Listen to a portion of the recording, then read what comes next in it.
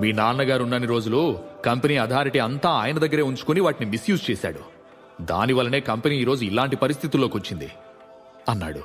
మా నాన్నగారి గురించి తెలిసి కూడా మీరు ఆయన తప్పు చేశారని అంటున్నారా అని ప్రశ్నించాడు ధ్రువ. ఇప్పుడు నీకు సంజాయిషి ఇచ్చుకోవాల్సిన అవసరం నాకు లేదు ధ్రువ. ట్రాన్సాక్షన్స్ అన్నీ మీ నాన్నగారు ఉన్నప్పుడే జరిగినట్టు ప్రూఫ్స్ ఉన్నాయి. కాబట్టి ఇప్పుడు నువ్వు చేయాల్సింది ఏంటంటే కంపెనీలో మా ముగ్గురి షేర్ 10,000 కోట్లు. మా వాటా డబ్బుల్ని మాకు నువ్వు తిరిగిచ్చేస్తే మాతో నీకు ఎలాంటి సంబంధం లేకుండా కంపెనీ నీ ఒక్కడి సొంతం అవుతుంది. కంపెనీ నీదయ్యాక కంపెనీని నువ్వేం చేసుకుంటావో అది నీ ఇష్టం. డబ్బుల్ని చెల్లించడానికి మేం కూడా 1 వీక్ టైం ఇస్తున్నాం. ఎట్టి పరిస్థితుల్లోనూ వారంలోగా నువ్వు ఆ మొత్తం మనీని పే చేయాల్సి ఉంటుంది. లేదంటే మేము లీగల్గా ప్రొసీడ్ అవ్వాల్సి ఉంటుంది అని వార్నింగ్ ఇచ్చి వాళ్ళు అక్కడి నుండి వెళ్లిపోయారు. గవర్నమెంట్ ఆఫీసర్లలో ఓ వ్యక్తి, మీరు 5,000 కోట్ల పెనాల్టీ 1 వీక్లోగా కట్టకపోతే మీ మీద లీగల్ యాక్షన్తో పాటు మీకు మీ కుటుంబానికి అన్ని రకాల గవర్నమెంట్ సర్వీస్